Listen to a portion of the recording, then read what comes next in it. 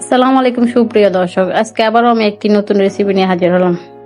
আজকে আমি আপনাদের সাথে কাঁচা আম দিয়ে আচার বানানোর রেসিপিটাই শেয়ার করব। অল্প খরচে অল্প সময়ে এই আচারটা ঝটপট তৈরি করে নিতে পারবেন। রোদ্রে শুকানোর ঝামেলা ছাড়া এই আচারটি ঘরেই তৈরি করে নিতে পারবেন। এই আচারটা 1 বছর সংগ্রহ করতে পারবেন, নষ্ট হবে না। তেল ছাড়া শুধুমাত্র চিনি দিয়ে এই আচারটা বানিয়ে ফেলতে পারবেন। চলুন কথা না বাড়িয়ে চট করে মূল রেসিপিটা দেখে আসা যাক। আমি আমগুলো আগে থেকে খোসা ছাড়িয়ে ধুয়ে একটা সুতি কাপড় দিয়ে ভালোভাবে মুছে নিয়েছি। আমি আমগুলোকে গোল করে কেটে নিয়েছি, আপনারা আপনাদের পছন্দ মতনই কেটে নিতে পারেন। এখন আমি এতে 1 কাপ পরিমাণ চিনি দিয়ে দিচ্ছি। তারপর এতে 1/4 কাপ ভিনেগার দিয়ে দিচ্ছি। তারপর হাত দিয়ে ভালোভাবে চিনিটাকে আমের সাথে মিশিয়ে নিচ্ছি।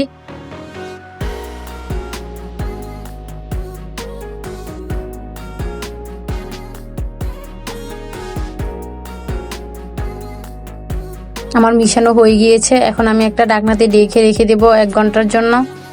এতে করে চিনিটা গলে যাবে। ফিরে আসলাম 1 ঘন্টা পর। আমি আপনাদেরকে দেখিয়ে দিচ্ছি, দেখুন আমার চিনিটা গলে গিয়েছে। একদম সম্পূর্ণটা গলে না, কিছু চিনি আস্ত রয়ে গিয়েছে। এখন আমি একটা প্যান বসিয়ে দিয়েছি আর আগুনটা ধরিয়ে দিয়েছি। এখন এর মধ্যে আমি আমগুলো ঢেলে দিচ্ছি।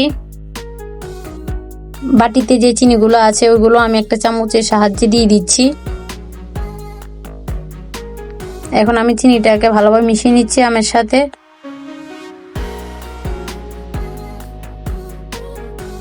এই আচারটা খেতে অসম্ভব মজাদার হয়ে থাকে, আর চট করে আচারটা বানানো যায় কোনো রকম ঝামেলা ছাড়াই। রোদে শুকানো ঝামেলা ছাড়াই এই আচারটা খুব সহজে বানানো যায়, আর 1 বছর সংরক্ষণ করা যাবে, নষ্ট হবে না। কিছুক্ষণ জাল করার পর আমি আচারগুলো আলতোভাবে নেড়ে দিচ্ছি।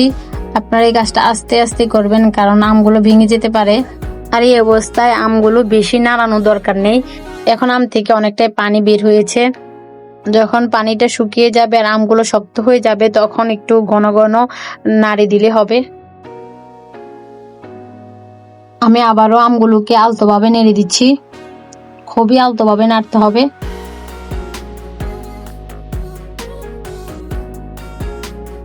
আমার ভিডিওটি যদি আপনাদের কাছে ভালো লেগে থাকে তাহলে একটি লাইক করে দিন।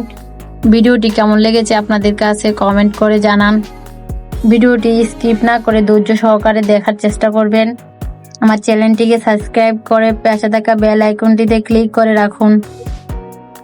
আমি আবারও আমটিকে ভালোভাবে নেড়ে দিচ্ছি। আমি উলটপালট করে দিচ্ছি, দেখুন খুবই আলতোভাবে। এরপর যে আমার আমটা অনেকটা শক্ত হয়ে গিয়েছে, এখন আমি এর মধ্যে মশলা অ্যাড করব। দেখুন আমার সবগুলো আম একদম আস্ত রয়েছে, একটা আমও ভেঙে যায়নি। আমার রেসিপি ফলো করে বানালে আপনাদের আমও ভাঙবে না।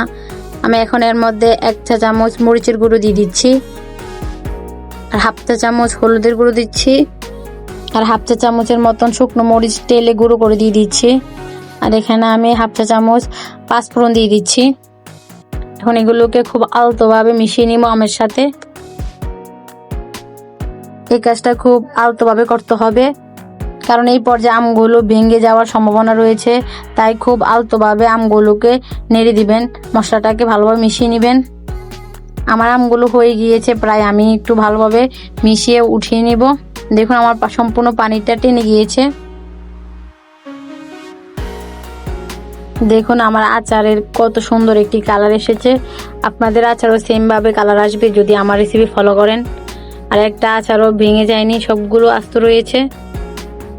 এই দেখুন আমি চুলা থেকে নামিয়ে একটা বাটিতে নিয়ে নিয়েছি, এখন দেখাচ্ছি আপনাদেরকে। দেখুন আমার আচারগুলো কত সুন্দর হয়েছে, আর দেখতে একদম লোভনীয়। আচার বানানোর সাথে সাথে আপনার আচার শেষ হয়ে যাবে, কারণ বাসার সবাই খুব মজা করে খাবে এগুলা। দেখুন আমি একটা আপনাদেরকে হাতের সাহায্যে ভেঙে দেখাচ্ছি কতটা শক্ত হয়েছে আচারগুলো। দেখুন দেখতে অনেক লোভনীয় হয়েছে আচারগুলো। দেখতে যেমন সুন্দর, খেতেও অসম্ভব মজাদার হয়ে থাকে এই আচারটা। আজকের মতন এখানে বিদায় নিচ্ছি। আল্লাহ হাফেজ।